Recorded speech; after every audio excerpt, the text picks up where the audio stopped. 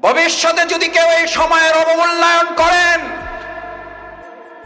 ভবিষ্যতে যদি আল্লাহর কসম খাওয়ায় সময়কে কেউ বুঝতে ভুল করেন, ভবিষ্যতে যদি কেউ এই সময়কে আপনারা আবার ফ্যাসিস্টের মতো কেউ ব্যবহার করেন, মনে রাখতে হবে আপনার আমার কপালে হয়তো ৪৫ মিনিট না ৪৫ সেকেন্ডও আপনার কপালে জুটবে না, আপনি হেলিকপ্টারে ওঠার সময় পাবেন না। কারণ এটা কার কসম? না, এটা তো জাতিসংঘ মহাসচিবের কথা বলছে।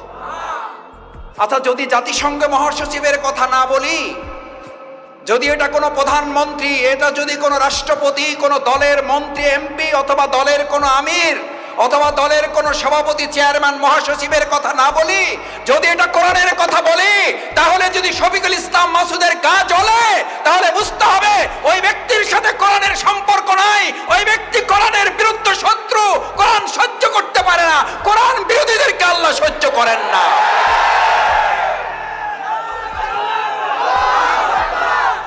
তাহলে আপনার কোরআনের কথাই যদি বলি, তাহলে আপনার জ্বলবে কেন?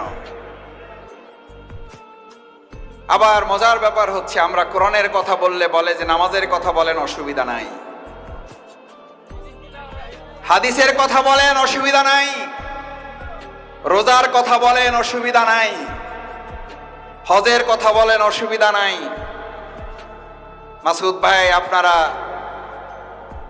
তাহাজ্জুদের কথা বলেন, অসুবিধা নাই, শুধুমাত্র রাজনীতির কথাটাই বললেন না।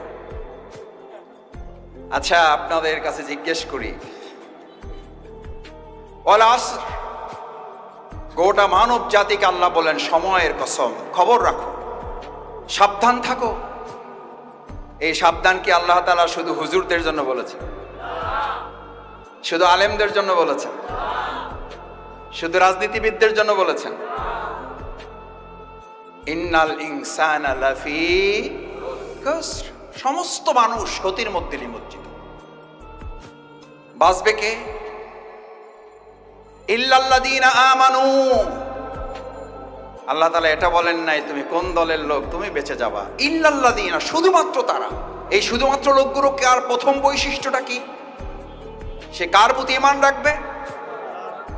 না, সে তো মানুষের তৈরি করা মতবাদের প্রতি ঈমান রাখবে।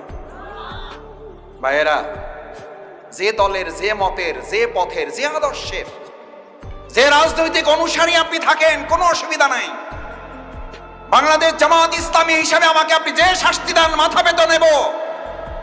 আল্লাহর হস্তে বিনয়ের সাথে অনুরোধ করি, কোরআনের কথাটা তো মাথায় নেবেন, মানবেন না সেটা তো